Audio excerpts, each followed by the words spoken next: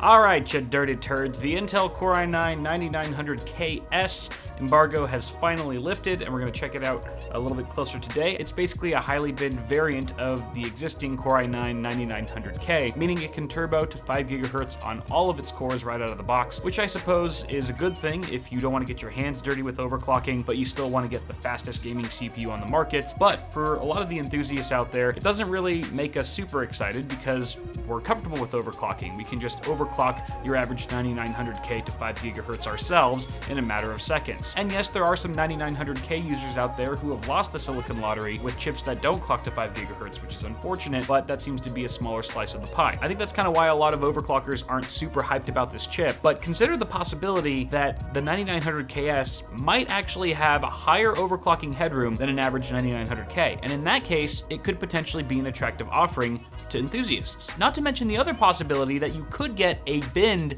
9900KS, which would effectively mean a binned 9900K. That's right, I'm talking about binception. So today's video is not going to be a review of the 9900KS, but rather an overclocking battle between it and the 9900K to see if there's any difference. But there's a couple things at play here. For one, we have the silicon lottery to think about. I could have a bangin' 9900K that's super highly binned, like just a monster, and then a really kind of a dud or somewhat of a low-end 9900KS that maybe doesn't clock as high as some other KS parts out there. Now, assuming the KS doesn't clock higher than the 9900K today, I'm still hoping that we can at least show them at the same frequency, but with the KS SKU at a much lower voltage. That would indicate higher silicon quality and is also appealing to enthusiasts because the less voltage you have to crank through your overclocked CPU, especially if it's a fixed OC that's running 24/7, that does extend your lifespan as well as just generates less heat overall for the CPU and other components in your system. That definitely promotes better performance overall. On that note, I might as well tell you guys that I have already started overclocking my 9900K, which means I lied to you.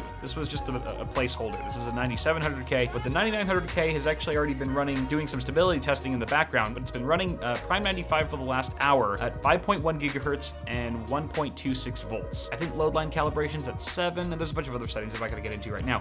But we are stable. Holy crap, I didn't think I was gonna validate my overclock stability during the shot, but I have. I was expecting it to beast out of the background and, you know, I'd have to go back to the drawing board or whatever, but 5.1 gigahertz at 1.26 volts. I'm gonna make a note of that, and also I'm gonna try to go up to 5.2 gigahertz now because I think that sounds fun. So I'm gonna finish up finding the limits of my 9900K before moving on to the 9900KS and then presenting all the data to you, I guess right now. The beauty of editing, you guys don't have to wait for anything. Spoiled brats.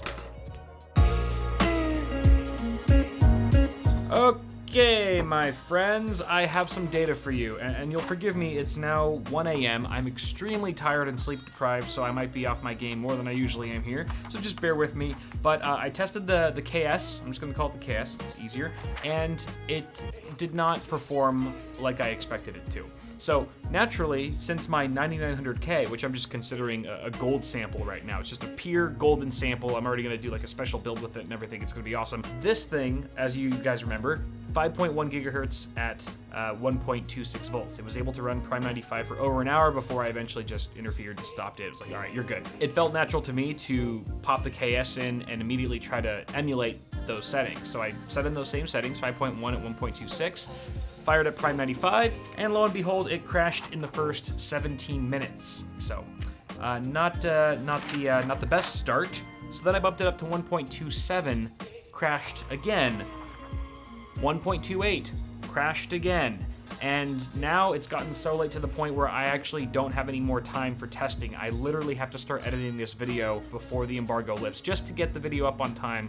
So right now it's actually just a last hurrah just to see what happens. I'm running it in the background right now. It's off camera at 1.29 with Prime 95, of course, and seeing if that changes anything or if it's just gonna inevitably crash again. So, I guess the point, the takeaway here is that I guess it's kind of unfortunate that our KS part had to go up against such a rockin' 9900K. This thing is the bee's knees right here.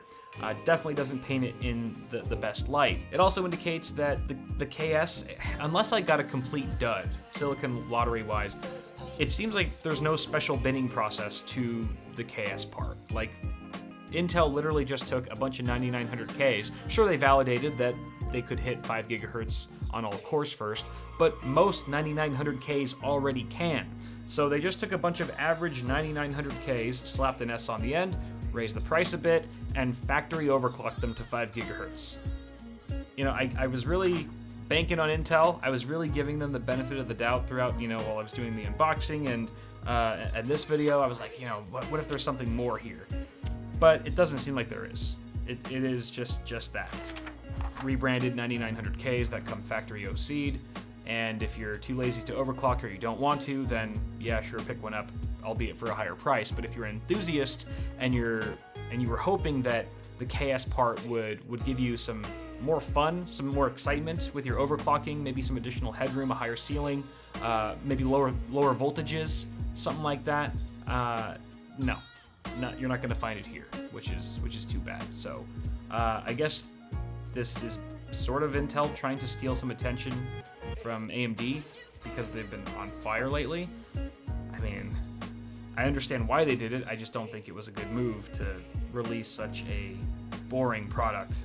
I mean, people are going to test these things. Enthusiasts who have the loudest voice when it all comes down to it on how the public receives these products, they're going to know how it functions, and they're going to see right through whatever you're trying to market or sell and why you're doing it and all that stuff. Anyway, it's 1 a.m.